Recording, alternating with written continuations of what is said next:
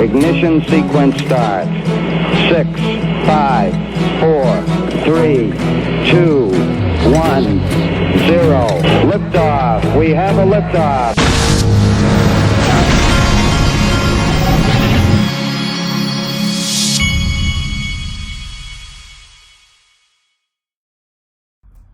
Hey everybody, this is the Digital Asset Investor, and I have a couple of really interesting clips in this video. One's going to be here at the beginning, one's going to be towards the end, but I think that there's some very interesting things tied in here.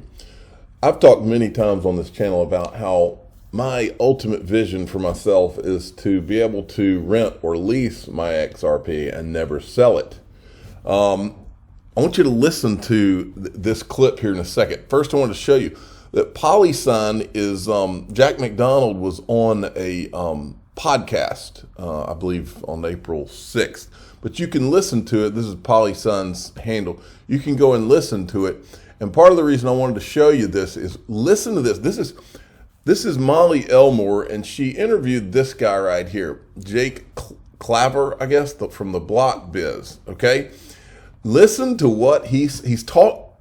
She starts out by saying that he's had conversations with PolySign. Well, part of the reason many of us have been, very interested in PolySign is the secrecy behind it and who they work with and what their plans are and all that.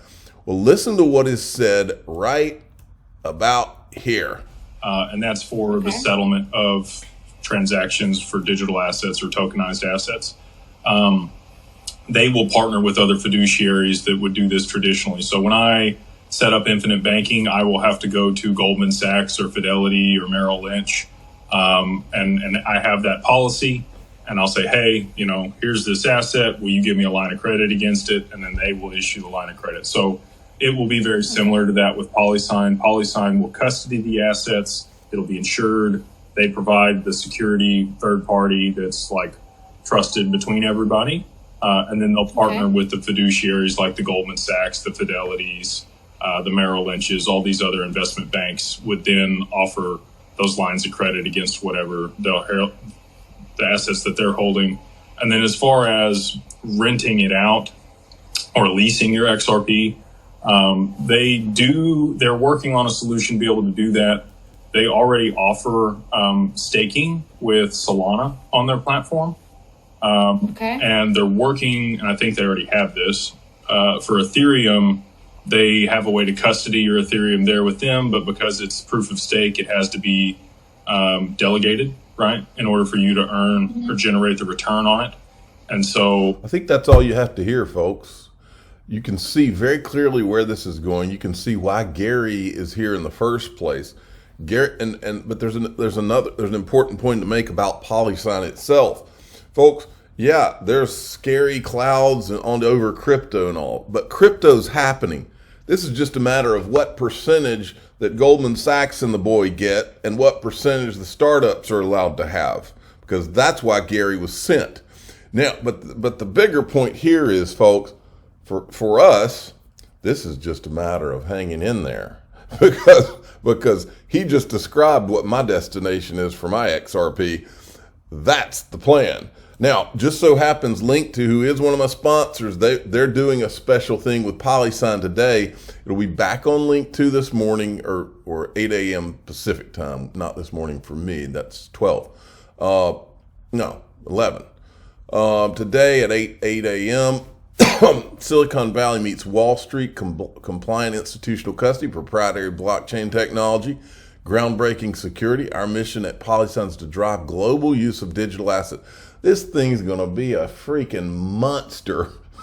It's going to be a monster because these guys are going to be, like that guy just described, the custody, the back end of much of Wall Street. We just don't know which players yet. Now check this out. XRP's been holding right here above 50 cents. It makes me feel really good because it feels like a consolidation that's going to turn into something interesting soon. eGrag Crypto says XRP stay above trendline 3, potential targets 280 or 450 or 33 cents.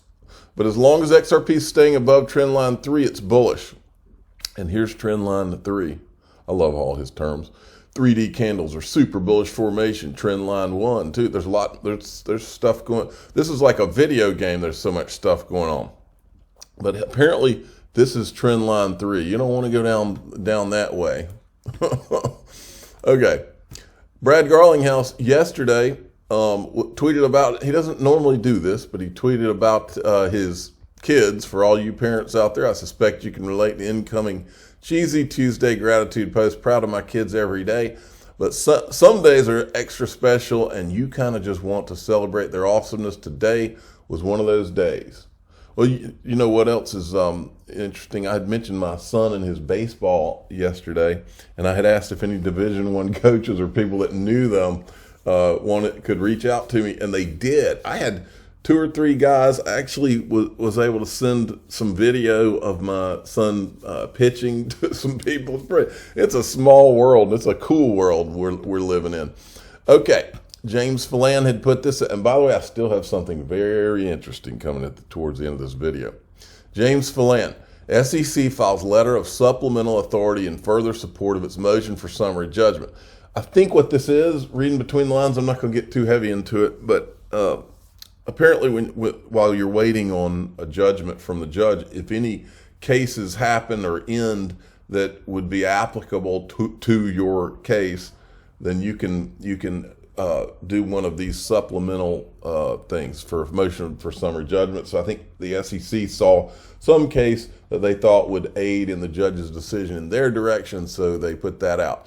Now, Ashley Prosper had tweeted this yesterday. The more attention this gets, the harder it will be for SEC to hide the information. SEC's Ripple lawsuit influenced by JP Morgan. And she says she's holding a consultation with a law firm next week to pursue the Freedom of Information Act request with the SEC. And I think anybody out there who has any kind of wherewithal should help Ashley Prosper, because this is important. This could be, like I said here, this Riz Gensler resign says, time to unseal the Hinman documents. I said, and the JP Morgan documents, because they could be even bigger than this. Now here's John Deaton. He did on his crypto law channel, he did a video, I think yesterday. Listen to this. I'm confident that the judge will say that secondary market sales are not in play, that secondary market sales of XRP are not securities, that the token itself is not a security. And I say that just because of XRP holders amicus brief, Coinbase amicus brief, Blockchain Association, Digital Chamber of Commerce, and the slew of others, Spin the Bits, everyone else, that Tap Jets, I remit, all of that. There's so much attention on this case. I think she will feel morally obligated to have to address those issues, even though she technically doesn't. If she wanted to try to avoid them, I don't think she will. I think we have a great judge, and we will see. Okay. Now, it's important that you understand, this is where I'm coming from, exactly what John just said here. But let me tell you how I think it plays out. And then I'm going to show you something really interesting. Here's the way I think it plays out. I think that Gary Gensler, I think this is how Gary operates. I think that, and I've said it before on this channel, what John just said, it's just, legally, it's the way it is. And I'm no attorney. But XRP itself is not a security. The oranges were never a security. And then remember what the Ripple lawyer said? There's never been a decision in the United States where something on the secondary market is a security. The XRP on the secondary market is not a security. The only reason we're even dealing with this is because nobody has ever had the money and the wherewithal to fight the SEC all the way to the end to force a judge to decide on this. The judge in the library case looked at the SEC and all of them basically said, well, we all know it's not in the secondary market, it's not a security, and made the SEC acknowledge it, but it wasn't a judgment. See, this is going to be a judgment if the rule, my understanding is that the judge will rule on these issues in this, but only because Ripple was able to spend $100 million to fight these guys. That's how corrupted our country is now. But that's an aside. But the point is that if this judge does the right thing, or does the legal thing, XRP itself is not a security, and in the secondary market is not a security, and neither is any other digital asset, but here's where the rub comes in, folks. And this is how I think Gary plays it. I think the judge does the right thing and does the legal thing and does exactly what John Deaton says. And then I think that Gary goes to Ripple and says, hey, I'll settle with you. Because remember, Ripple's fighting for Ripple. Ripple's job, their attorneys are not fighting on behalf of the entire industry. That's not their job. Their job is to fight on behalf of Ripple. I think that Gary then gives Ripple an incentive and says, hey, settle with me and I'll, whatever, instead of you having to pay fine, because they may have to pay fines for past sales or whatever. I'll take your fine down from 200 million to 50 million if you'll just settle with me here after the judgment that said XRP itself is not a security and XRP in the secondary market is not a security. Now, why would they do, I'm going to take this one out. I don't need that. Why would they do that? Why would Gary Gensler do that? Here's the why he would do that. I showed you this the other day. This is Jeremy Hogan. Right, so your initial statement is correct. A settlement, there's no appeal of a settlement, of course. The problem with the settlement is it has no effect on any other cases in the space, right?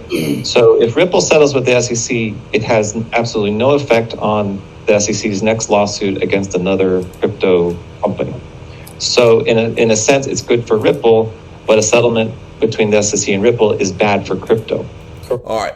So you remember this clip when Charles Hoskinson said this. This is what I've always thought, is that Charles Hoskinson has heard rumors of exactly what I just described. Sometimes people win, sometimes people don't. I've heard rumors that the Ripple case will be settled December 15th, and we'll just see. And that could have catastrophic implications for the industry. Catastrophic implications for the industry. One way or the other. But, you know. Now, the way it would have catastrophic, the way it would be catastrophic for the industry is if Ripple got what John just described, and then Gary settled with Ripple, because the settlement would only apply to XRP and Ripple. And then it would free Gary up to go and target all the others. Well, listen to this. This is XRP Darren, who I like, and you should go follow XRP Darren. He's got a YouTube channel. He's a smart guy. But listen to what he says here. And he found Novogratz in a Spaces. And listen to what he says in this clip right here. Because if we know anything about Novogratz, he said, I remember him saying in a clip that he's more of an inside guy. In other words, he likes to have information from the inside that you and I don't have to make his decisions on. Listen to what he says. You tell me if you think he's heard anything. First piece of information comes from a Twitter space, and I caught Mike Novogratz talking about XRP and Ripples, and what he has to say. As much as people think I don't like XRP, I'm cheering for Ripple to win that case. Be loud and clear. I want them to win.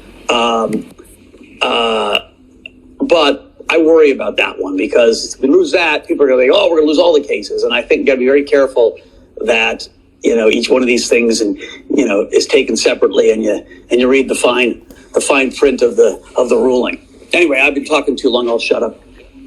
He's been talking too long. He'll shut up. So you usually say that when you have said too much and you're trying to stop yourself from giving out more secrets. Now, what this reminds me of is Charles Hoskinson from Cardano telling everybody that he heard a rumor of what's going on and it's catastrophic for the rest of crypto. So it sounded like Ripple and the SEC have some type of settlement, and it's bad for the rest of crypto because they don't get clarity.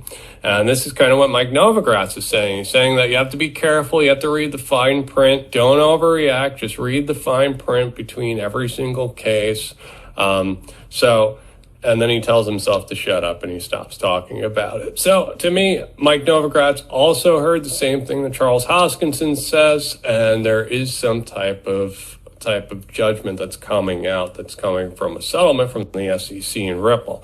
Now, keep in mind that these VCs, Mike Novogratz said that he holds equity in Ripple, but the XRP, he's anti, right? A lot of these VCs will say they're anti-XRP because they're holding other competing coins. Now, Joel Katz has said they're not going to discount XRP, and that's how VCs work. They try to get an 80% discount off of the coin, and they hold a bunch of them that are locked up, but they try to get it dirt cheap.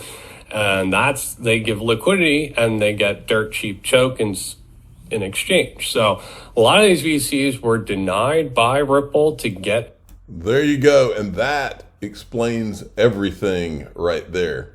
That explains why the concerted effort against these guys. If Ripple had been willing to give them the cheap XRP that they got from all these other deals, these guys would have been out there touting Ripple the same way they were, touting XRP the same way they were Ethereum and Bitcoin all this time, folks.